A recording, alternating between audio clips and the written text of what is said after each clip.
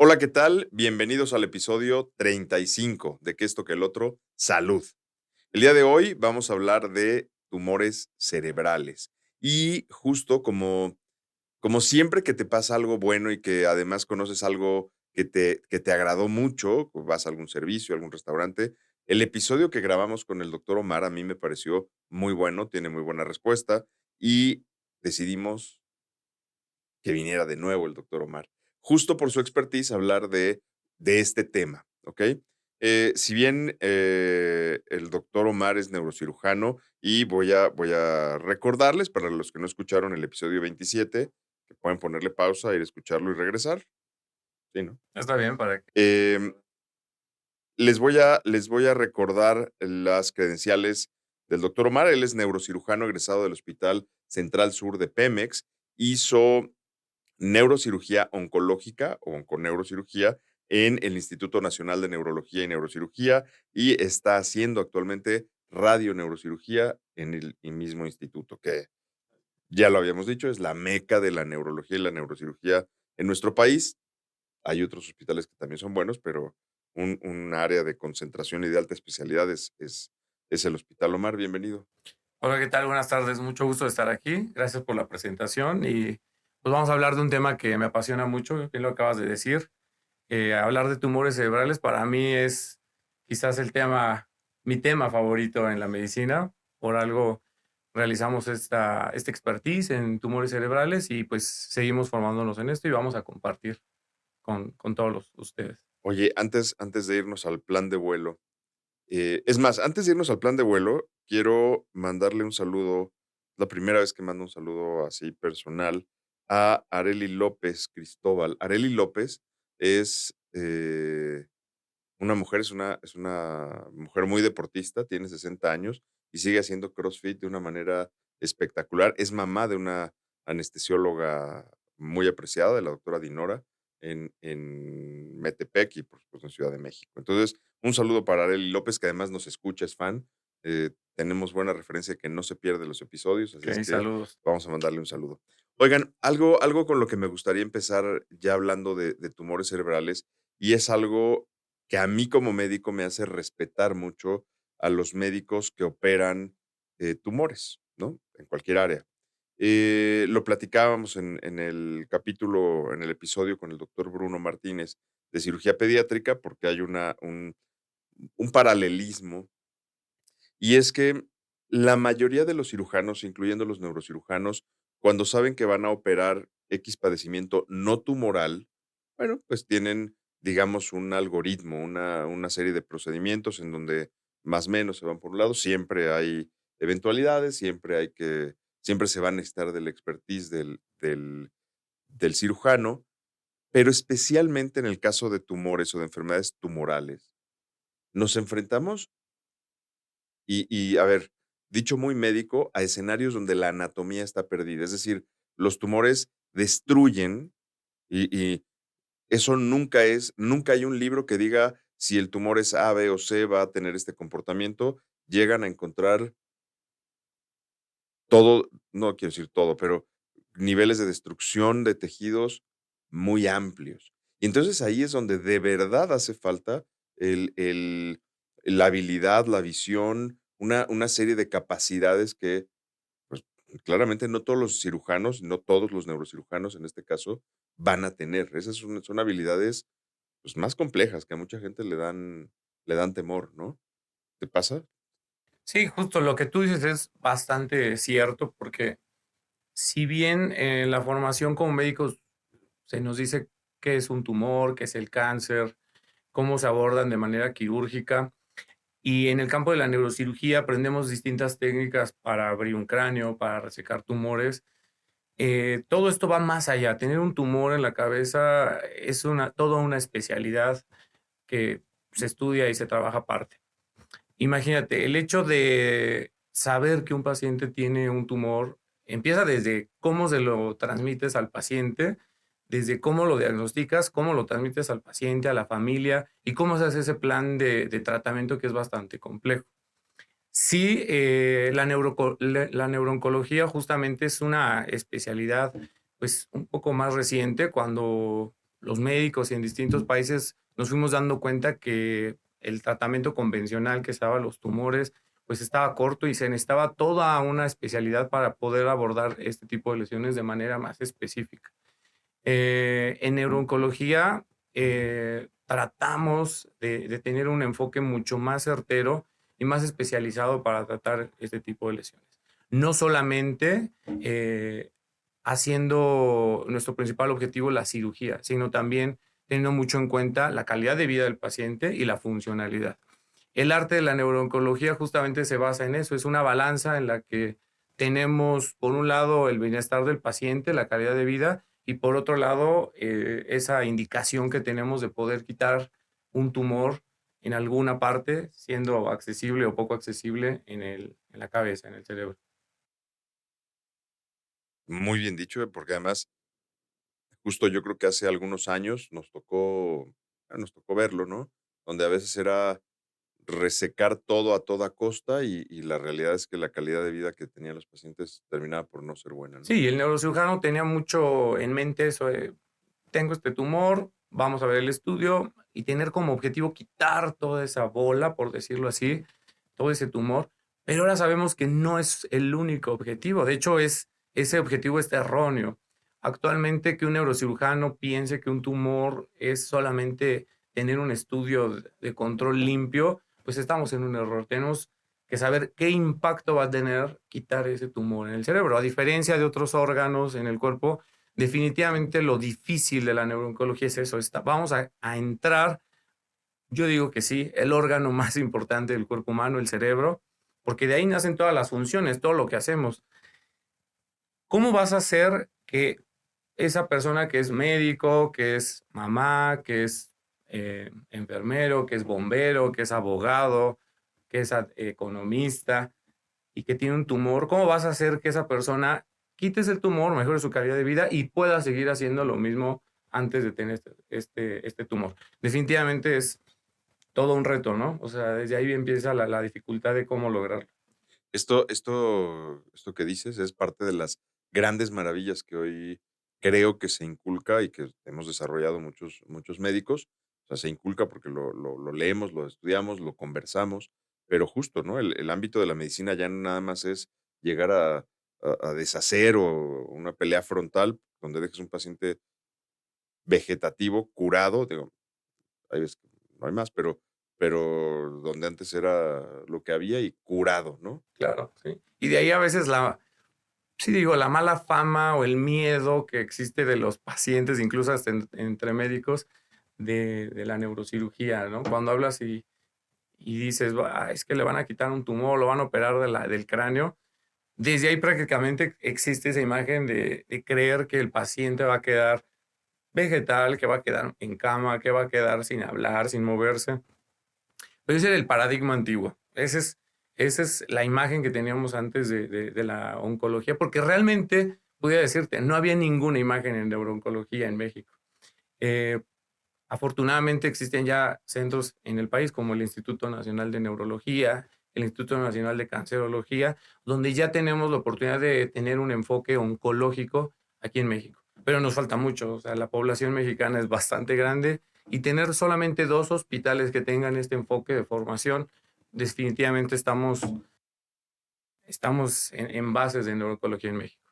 Sí, digo, quiero decir desmerece porque la gente, a pesar de que vivimos en el 2024, hoy seguimos encontrando momentos en los que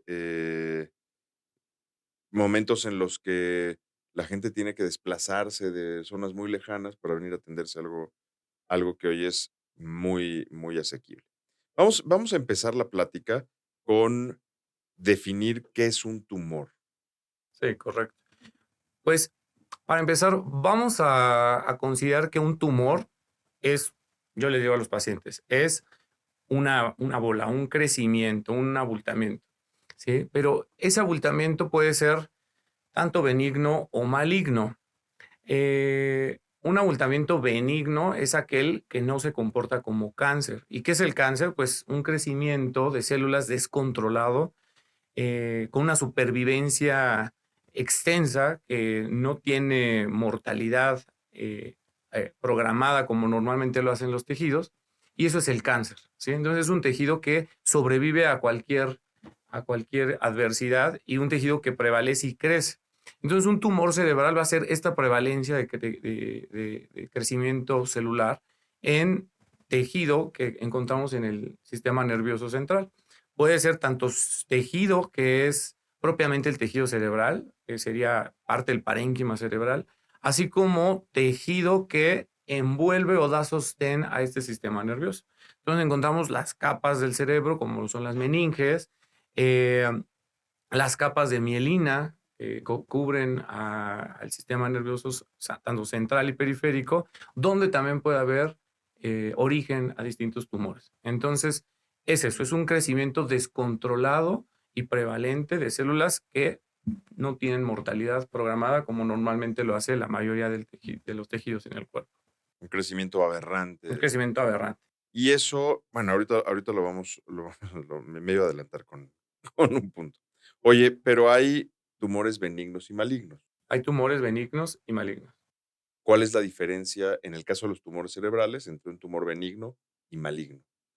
Un tumor benigno son tumores que normalmente tienen un crecimiento muy lento, muy limitado, tienen bordes la mayoría de veces bien definidos y son tumores que van a crecer delimitados en una zona definida. A diferencia de los tumores malignos, los cuales tienen un crecimiento descontrolado, agresivo, invaden tejidos vecinos, invaden tejidos a distancia a través del torrente sanguíneo o por otras vías en la sustancia blanca. Entonces son tumores que se diseminan, ¿no? Como el cáncer, como lo hace normalmente el cáncer. El caso específico, y lo vamos a tocar un poco más adelante, pero el caso específico de, el cráneo es que es una caja cerrada. Entonces, que se forme un tumor, de cualquier tipo, benigno o maligno, puede generar muchos síntomas. Así es. Hay un término que es esencial para entender el daño que pueden hacer muchas patologías en neurocirugía y es el aumento de la presión intracraneal. Como tú bien lo dices, el cráneo es un volumen delimitado, es una caja cerrada, una estructura ósea bien definida que contiene tanto vasos sanguíneos, líquido cefalorraquídeo y el propio tejido cerebral. Entonces, ¿qué pasa si tú aumentas alguno de estos volúmenes? Si existe el crecimiento de un tumor, esta presión que existe en el interior del cráneo va a aumentar. Y esa presión, un aumento de la presión intracraneal, nos va a llevar a distintos síntomas. De hecho, se conoce bien como síndrome de hipertensión endocraneal o intracraneal, en la cual el paciente va a presentar principalmente dolor de cabeza muy intenso, náusea, vómito y alteraciones visuales, que son la triada clásica que tenemos de un cráneo hipertensivo. ¿Cuáles lo pueden hacer en menor tiempo? Los tumores malignos, precisamente por esto, por el crecimiento tan rápido que tienen. Tú puedes tener un paciente que en cuestión de días o semanas está prácticamente cumpliendo esta triada de cráneo hipertensivo y tumores benignos que van creciendo poco a poco y son personas que tienen síntomas de semanas o meses de evolución. Esa sería como la gran diferencia en el comportamiento. Afortunadamente, por frecuencia, los tumores benignos son más frecuentes, ¿sí? Si hablamos de todos los tumores intracraneales, hablamos de que un 65% aproximadamente son tumores benignos, ¿sí? Y de aquí, si quieres, los vamos a mencionar. O sea, los más frecuentes son tumores que son normalmente las capas que recubren al sistema nervioso, como son los meningiomas, son los más frecuentes. De ahí tenemos tumores como adenomas de hipófisis y, en tercer lugar, tumores como los schwannomas vestibulares. Estos representan hasta un 65% de los tumores y son más frecuentes en la población femenina.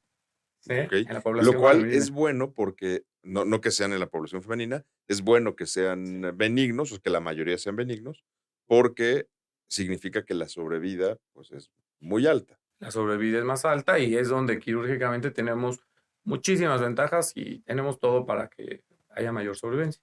A diferencia de los malignos sí pues, representan el otro 35% de los tumores intracraneales. ¿Cuáles son los tumores malignos más frecuentes? El más frecuente, en una mitad del porcentaje, 50-60%, hablamos de tumores que no se originaron en el sistema nervioso como tal. ¿Sí? Eso me faltó decirlo en la definición pasada. Existen tumores que crecen dentro del tejido cerebral y hay tumores que crecen, pero vienen de otro tejido que es externo al sistema nervioso. Y eso se llaman metástasis. Las metástasis son el tumor maligno más frecuente en el cráneo. Entonces se presentan hasta en un 50% estas metástasis. Y de ahí tenemos tumores primarios malignos que se originaron en el tejido cerebral. Y de estos, los más frecuentes son los famosos gliomas, astrocitomas, ¿sí? Que hay en distintos grados y en menor frecuencia de otro tipo de tumores, por mencionar linfoma, ¿sí? Pero mucho menos frecuente. Oye, de los tumores metastásicos, que son los más frecuentes que se van a alojar en el cerebro, ¿cuáles son los que con mayor frecuencia hacen metástasis al cerebro? Eso es importante para que la población ahí ponga mucha atención. Por frecuencia, los tumores más frecuentes que van al cerebro, tenemos el cáncer de pulmón, tenemos en las mujeres el cáncer de mama, tenemos el cáncer de colon, el melanoma y el tumor renal. Son los tumores que más frecuente se van. Para mujeres, yo creo que el tema de cáncer de mama definitivamente es algo que hay que Sí, poner bueno, mucha atención. Así que una mujer que tiene cáncer de mama y que no está controlada o que sigue activa su enfermedad, debemos de poner mucho hincapié en su vigilancia. vemos la importancia de los tumores malignos, porque además muchas veces de los tumores malignos, por supuesto, pero también de las tumoraciones en cráneo, porque muchas veces la gente piensa que si algo es benigno ya no hay que abordarlo, ¿no? Y Claro, específicamente en el caso de cráneo, la hipertensión intracraneal que mencionabas, por sí solo es un problema que puede ser grave, ¿no? claro. Y de hecho, también eso pasa, fíjate, decimos tumores benignos y malignos, y eso puede confundir a los pacientes y creo que también a algunos especialistas en decir que tienes un tumor benigno, pero yo digo a los pacientes, bueno, no tiene nada de benigno tener una Es que bola en un adentro del tumor en cráneo. el cráneo, yo Por como se donde lo lo ex busques es claro, yo benigno. como se lo explico a los pacientes es que, a ver, es benigno porque no te va a matar como con el riesgo de un cáncer maligno, pero potencialmente es maligno porque Claro, la hipertensión en el cráneo es terriblemente mala. sí. O sea, no es benigno, digamos, tener un tumor en la hipófisis, ¿no? Que va creciendo años y te va comprimiendo estructuras de la vista, la propia hipófisis, pues no, no hay nada de Oye, benigno. vamos avanzando bien, ¿y cuáles son los factores de riesgo para desarrollar tumores cerebrales de los que son meramente cerebrales? Claro. Pues sí, yo creo que ahí es donde hay demasiadas dudas y todo el mundo quiere saber sobre esto. Pero justo, ¿por qué el cáncer? ¿Por qué pasa el cáncer? ¿O por qué es tan difícil encontrar la cura para el cáncer? Hablando no nada más del cáncer cerebral, sino de todos los tipos de cáncer. Es justamente por eso, porque las vías del cáncer son tan variadas, tan diferentes cada una, y entonces sabemos que el cáncer es una patología multifactorial. Si nosotros supiéramos que un virus lo causa, supiéramos que un gen determinado los causa y que con una vacuna lo pudiéramos prevenir, con un medicamento, pues ya tendríamos la cura del cáncer y de muchos de estos males. Pues desafortunadamente cada tumor tiene sus características, sus factores de riesgo y sus vías genéticas que lo van a determinar. Entonces, en tumores cerebrales realmente no existe algún factor de riesgo que sepamos que le podamos compartir a la población para evitarlo. No existe algo que lo evite. Toda persona es un potencial paciente neurooncológico, pero sí existe, por ejemplo, algo que se llama tumores cerebrales asociados a síndromes genéticos. Aquí hay personas que, si tú ves su historia clínica, te pueden mencionar en la consulta que su abuela tenía un tumor y no saben cuál, pero murió de un tumor y que su mamá, su tía, un familiar cercano tuvieron tumores. Ahí llama la atención porque entonces tenemos un factor genético que se está heredando en esa familia y te puede dar predisposición a tumores. Aquí en México y a nivel mundial, la epidemiología es muy similar. Tenemos síndromes como las famosas neurofibromatosis, que nos ocasionan cierta predisposición a schwannomas, meningiomas intracraneales. Y eso, si lo determinas con criterios genéticos y clínicos, es un motivo para explicarle al paciente que debe haber asesoría genética para, pues, toda su familia y para la descendencia, ¿no? Tenemos otros síndromes, como ahí en el instituto es bastante frecuente observar pacientes con síndrome de von Hippel-Lindau, ¿sí? Esclerosis tuberosa, por decirlo de algunos de los más frecuentes, en los cuales sí hay una predisposición genética a desarrollar tumores. Antes se creía que los celulares, la radiación, las telecomunicaciones te generaban tumores cerebrales, pero eso está descartado, está bastante estudiado. Oye, qué bueno que tocas ese punto, perdón que te interrumpa, porque es muy común. Todavía hay mucha gente que asume que, usar teléfono celular Sí, no. o utilizar Audífonos. audífonos, incluso ahora he escuchado que dicen que por audífonos inalámbricos, Ujú. pero formalmente no hay ninguna No hay ningún evidencia, ¿no? estudio serio que nos diga que eso es realidad. Más bien, sí hay estudios que se ha revisado eso y no se ha visto ningún aumento en la incidencia de tumores, ¿no? Entonces, eso no. No hay algún alimento que nos genere como tal un tumor Tumor cerebral. cerebral. No hay, pues sí, alguna exposición como tal que lo pueda generar. En algunos pacientes fueron sometidos a radiación, por ejemplo, pacientes que tuvieron leucemia en la infancia y que como parte del tratamiento se les aplica una radiación en todo el cráneo para evitar que la leucemia llegue a estas zonas. Ahí sí puede existir un riesgo de desarrollar cierto tipo de meningiomas, ¿sí? Que fueron pues radioinducidos, ¿sí? Pero quedamos que el meningioma es benigno. Pero el meningioma es un tumor benigno, Digo, ¿sí? de todos modos hay que operarlo, De pero todas formas hay que vigilarlo y hay que operarlo, hay que actuar, pero pudiéramos considerar que ese paciente tuvo un tumor radioinducido por esa exposición. Fuera de eso, no tenemos otra exposición a radiación en la vida cotidiana que de la que nos debamos preocupar y que nos genere un daño similar. pues clarísimo. Oye, los síntomas, porque Los síntomas también es bastante importante y ahí donde me gustaría que la población y los demás médicos pongamos mucha atención para saber cómo saber qué síntomas definitivamente nos dicen que es un tumor cerebral o mínimo sospechar que algo está creciendo y que tenemos que pedir estudios o mandarlo a un especialista. A mí me gusta mucho abordar la definición de red flags, de banderas rojas, en las cuales si tú detectas alguna de estas, si tienes más de 3, definitivamente podemos decir que muy probablemente tienes un tumor. Y esa es en relación a los síntomas que van asociados al dolor de cabeza. Entonces, tenemos pacientes que tienen dolor de cabeza de reciente inicio, que nunca habían tenido dolor de cabeza y que empiezan con dolor de cabeza de reciente inicio. Esa es una red flag. Un paciente que ya se conocía con dolor de cabeza y que de repente llega un momento en donde cambia el patrón de dolor de cabeza. Si antes te dolía solo el lado izquierdo y siempre sentías pulsadas, pero ahora te duele bilateralmente la cabeza, te duele toda la cabeza y ahora sientes compresión, sientes ardor, sientes punzadas y aumenta la intensidad de ese dolor de cabeza, es una bandera roja y hay que estudiar el cráneo, probablemente está pasando algo. Un paciente que tiene dolor de cabeza asociado a una crisis convulsiva, muy probablemente también puede ser un tumor.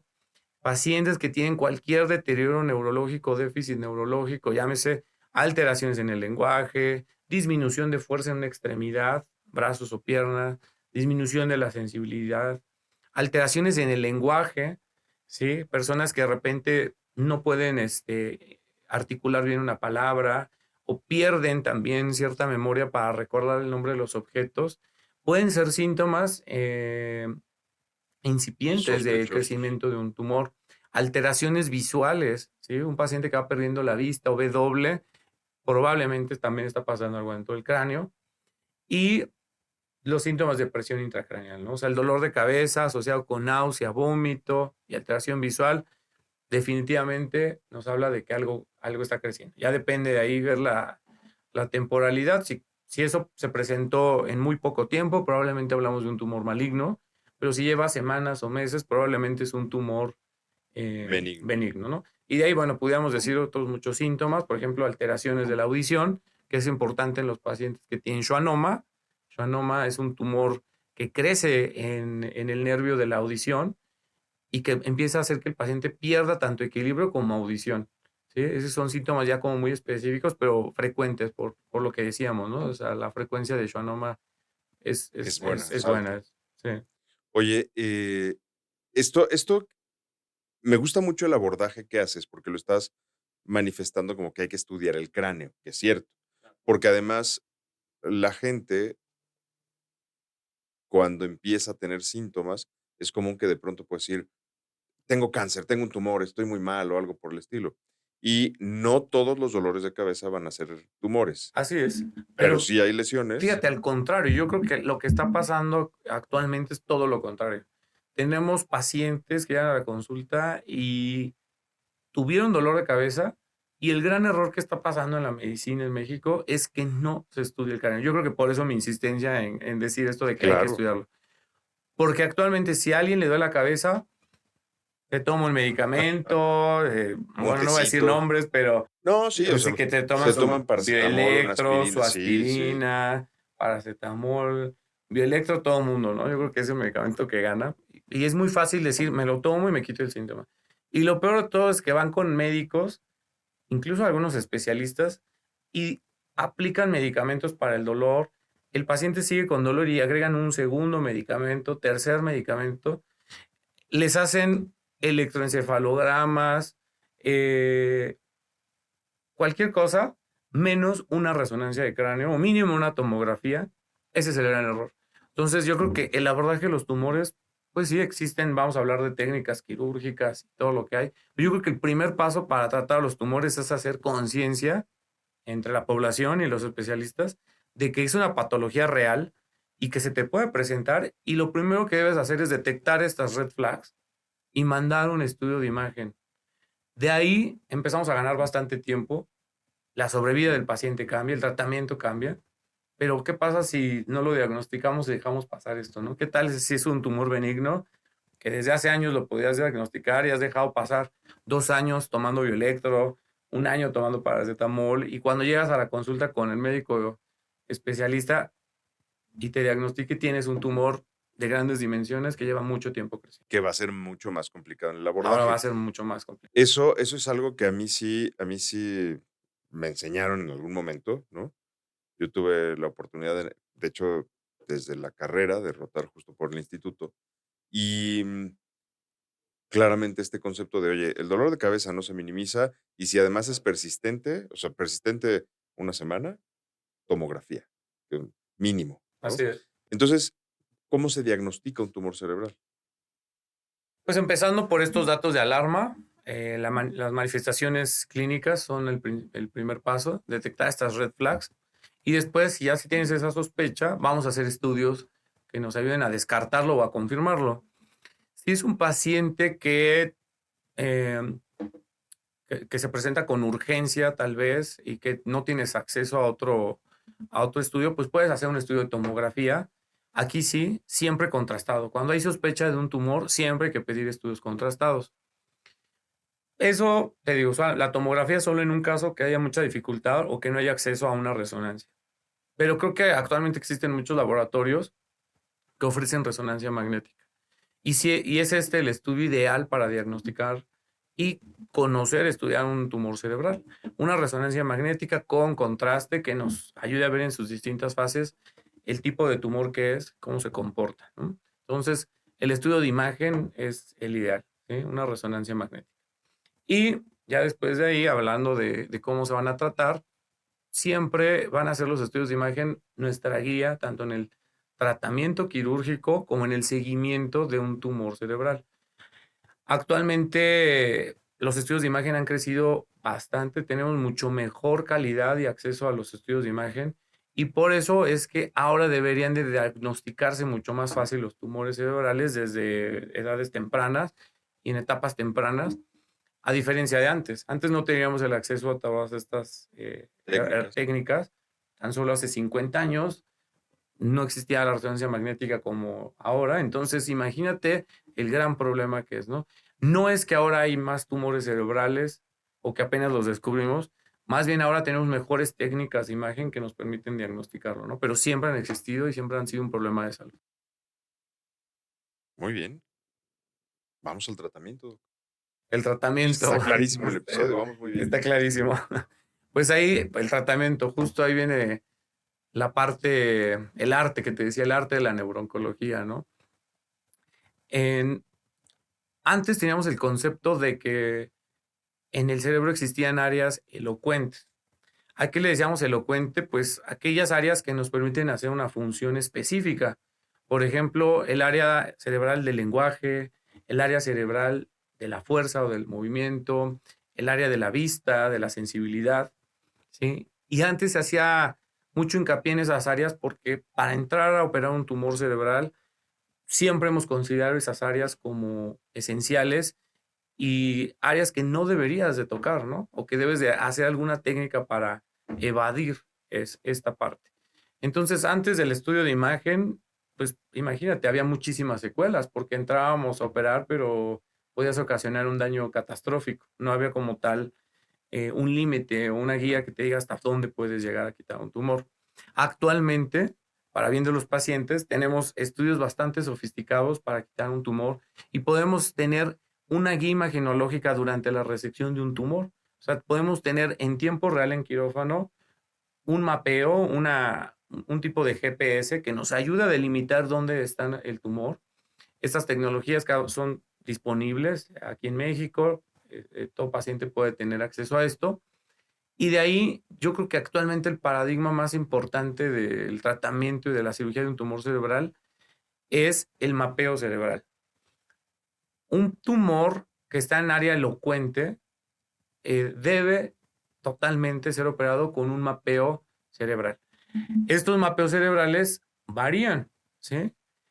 Tenemos técnicas de estimulación, ¿sí? Perdóname para que repitas, porque ya lo explicaste, pero por si a alguien no le quedó claro, ¿qué es un área elocuente del cerebro? Un área elocuente es un área específica del cerebro que nos ayuda a hacer una función determinada. Por ejemplo, el área del lenguaje, el área de la fuerza, el área sensitiva, el área visual, ¿sí? Son áreas Que no quieres elocuentes tocar. que tenemos que preservar, ¿sí? O que nuestro principal objetivo es ser no tocarlas.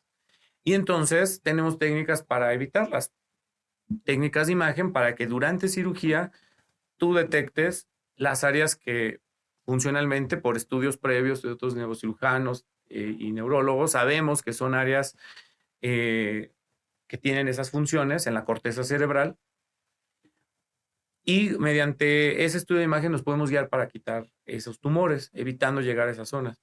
Pero ¿qué crees? Actualmente, ya en siglo XXI, existen otros neurocirujanos que empezaron a decir, ¿sabes qué?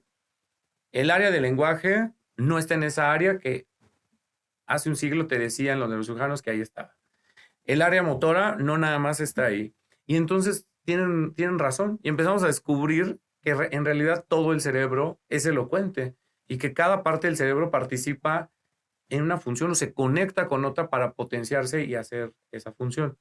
Entonces cambió totalmente el paradigma del tratamiento de los tumores y de ahí la importancia que deben de existir médicos especialistas en esta área, porque entonces debemos de saber cómo mapear esas áreas difíciles. Por ejemplo, ¿tú crees que no sea elocuente el área que controle tus emociones o el área que controle tu lógica, tu pensamiento, tu toma de decisiones? Claro que es un área elocuente, pero antes no se consideraba un área elocuente. Podías operar a un paciente y decir, sí, salió de cirugía y mueve el brazo, habla. Sí, pero ya no recuerda bien a su familia, ya no se comporta igual, ya no tiene memoria, se comporta, o sea, es otra persona. Entonces, quiere decir que entonces el área que quitaste sí era elocuente, ¿no? O sea, sí era una zona que no Tenía tenías que alguna haber tocado, tenía elocuencia. una elocuencia, ¿sí? Exacto. Entonces, ¿qué es elocuencia, no? Entonces, realmente sí hay una razón en eso, o sea, todo el cerebro es elocuente y hay que considerar todas estas zonas.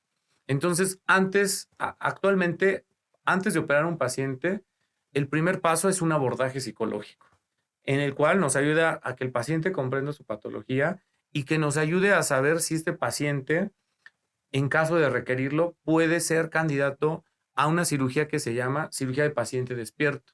Porque sí, existe. La cirugía de paciente despierto es una realidad. Muchas personas me dicen, ¿eso se hace? ¿Eso existe? Sí. ¿Cómo es una cirugía de paciente despierto? Es un paciente que no tiene dolor durante la cirugía, pero que no hacemos que pierda la conciencia, el estado de alerta, mediante medicamentos, y entonces nos permite monitorizarlo en tiempo real durante la cirugía. Pero requiere una preparación psicológica previa Y durante la cirugía, el neuropsicólogo nos ayuda a mapear esas funciones de cálculo, de juicio, de la visión, del lenguaje, de la fuerza. Y entonces tenemos la certeza en quirófano de que si tú delimitas ese tumor por estudios de imagen, por técnicas de coloración en el tumor, y al momento de resecar tú puedes ver si ese tumor, si el paciente está presentando un daño o no. Entonces, ese es el top actualmente de cómo quitar un tumor cerebral. Y siguen haciéndose muchos estudios. No nada más el hemisferio izquierdo es el elocuente, porque algunos antes así se consideraba. También el hemisferio derecho tiene su participación y también es elocuente. Entonces, se requiere mucha tecnología. A grandes rasgos, como te menciono, se requiere tecnología y conocimiento de las funciones cerebrales y del comportamiento de los tumores. No, un tumor benigno no se comporta igual que un maligno en cómo envuelve al tejido cerebral, ¿sí? Entonces, pues muy importante esta parte, conocer la anatomía del cerebro, conocer el comportamiento de los distintos tumores cerebrales para saber qué conductas tomar. Erróneamente, y me da mucha tristeza ver en la práctica privada, ver cómo muchos pacientes han sido sometidos a cirugías por especialistas en neurocirugía que desconocen o no entienden bien el comportamiento de los tumores y generan un gasto innecesario a los pacientes, una ilusión innecesaria a los pacientes y un mal tratamiento quirúrgico, donde saben que un tumor que debe de quitarse en su totalidad por su malignidad, hacen procedimientos donde solamente toman un fragmento del tumor y solamente es una biopsia. Pero entonces dejas el resto del tumor y el paciente tiene una mala evolución, ¿no? O lo contrario, tratan a los tumores malignos como si fueran benignos y los dejan en observación o no les ofrecen el resto del tratamiento oncológico. El pilar del tratamiento oncológico va a ser cirugía y en tu caso los tumores malignos, radioterapia y quimioterapia. Son los pilares que existen. Entonces, no hay que descartar uno del otro. Yo no tengo preguntas. Esto estuvo maravilloso. Es un tema bastante Es que complejo. es un tema, pero está muy bien abordado, o sea, el cómo lo estás contando, creo que da mucha claridad al respecto de todos los puntos que tenemos que que tocar y que claramente muestra la importancia de consultar con un médico que tenga el nivel de especialidad suficiente, ¿no? Que además, para los que no lo saben, el doctor Omar Santellán es otro de los médicos que cada vez que le hemos referido a un paciente, todos los pacientes hablan maravillas de Omar. O sea, esto ya lo había dicho en el episodio pasado, en el episodio pasado contigo, porque lo dije también en el episodio de cardio, de infarto, que también pasa con Fer. Saludos a Fer, que seguro no nos está escuchando, pero Por ahí debes. que ahí está. Entonces, la verdad, eso para mí es muy importante, porque tener en lo que yo tengo de visión al respecto de la atención médica, buenos resultados, con una gran atención y con una mentalidad cuidando el futuro de los pacientes en cualquier escenario, para mí está fenomenal y es lo que acabas de describir. O sea, de verdad, híjole, a mí me encantan estas pláticas, es uno de los motivos. Espero, por supuesto, que a todos ustedes les gusten. Y Omar, tus redes sociales. Estamos en Instagram como Dr. Omar Santellán, neurocirujano oncólogo, Dr. Omar Santellán, y en Facebook también, Dr. José Omar Santellán. Ahí nos pueden encontrar. Yo creo que hoy nos vas a recomendar otro libro, otra película y otra canción, ¿no? Son otra canción, otra película. Te digo que yo no soy mucho de películas, ese como que no es mi fuerte, ¿verdad? Pero, no sé, Es que no da tiempo de ver películas. no da tiempo, No da no da tiempo. mucho tiempo. La vez pasada te decía esta justamente que habla del cáncer, ¿no? Sí, Entre dos sí. amigos. Fíjate, también me gusta mucho esta película de Un ángel enamorado. Ahorita se me vino a la Okey, mente, no sé por muy qué. bonito. ¿Sí? Bonita porque, pues, todo lo que, esta idea, ¿no? De alguien que es como celestial y aún así, estando como en otro Plano. nivel o plano, pues se enamora, ¿no? Y hace como todo lo posible por alcanzar ese amor, ¿no? Y todo lo que arriesga, ¿no? O sea, cuando hay el amor, tienes que arriesgar ¿sí? Aunque no sabes cómo va a ser el resultado, si realmente eso que aspiras o quieres es lo que necesitas, ¿no? Entonces, esa película, Va, es Un ángel bastante llegadora, enamorado. sí. Y aparte porque tiene también una canción que me gusta mucho, y también ahí aprovecho Recomendarle. para recomendar, Far Away So Close de YouTube. Ok, ok. Me encanta porque en esa película, en ese video de YouTube, justamente ponen la imagen de como un ángel enamorado, donde sale Bono ahí en Berlín, en esta columna similar al Ángel de la Independencia, aquí en México, y cómo también hace como lo imposible para llegar a ese amor que está terrenal, ¿no? Va, muy buenas referencias, muy buen racional, órale. ¿Y el libro? Y libro, fíjate, aunque es un libro totalmente clásico y así, pero la verdad me gusta mucho, Don Quijote de la Mancha. O sea, definitivamente es un libro que considero que es difícil de leer por la complejidad del Sí, lenguaje sí es. antiguo, del español antiguo que se utiliza y todo, pero yo creo que es el mejor libro de fantasía y de aventuras que puede existir en nuestro idioma. Es una obra maestra y que habla también de muchos valores, de la amistad, del enamoramiento, de la imaginación, del arte. Y me gusta mucho también en la imagen lo que representa Don Quijote, ¿no? O sea, esa persona inquieta, tal vez un poco loca, pero con una creatividad y unas ideas extraordinarias, ¿no? Todo lo que puede llegar a generar tu mente cuando vives, Cuando la dejas cuando libre la de dejas crear. libre, todo lo que puedes alcanzar, ¿no? Entonces yo creo que es un libro maravilloso. Muy bien, muy bien. Excelente plática. Oigan, pues a todos ustedes, muchas gracias por escucharnos, muchas gracias por venir, Omar. Gracias, Eva. Sigan las redes del doctor, sigan las redes del doc y denle me gusta a los episodios, al episodio, Compartan. compártanlo en las diferentes plataformas en las que los escuchen. Muchas gracias y espero que Areli, que es la primera persona a la que le mandamos un saludo, porque es la primera persona que nos dice, escuchan todos los episodios y que además los escucha haciendo ejercicio, Ah, hagan perfecto. ejercicio, coman bien, Saludos, Areli. no importa el momento, la edad, cuídense. Muchas felicidades, Areli, gracias por escucharnos y nos vemos en el siguiente episodio que también va a estar muy bueno. Saludos.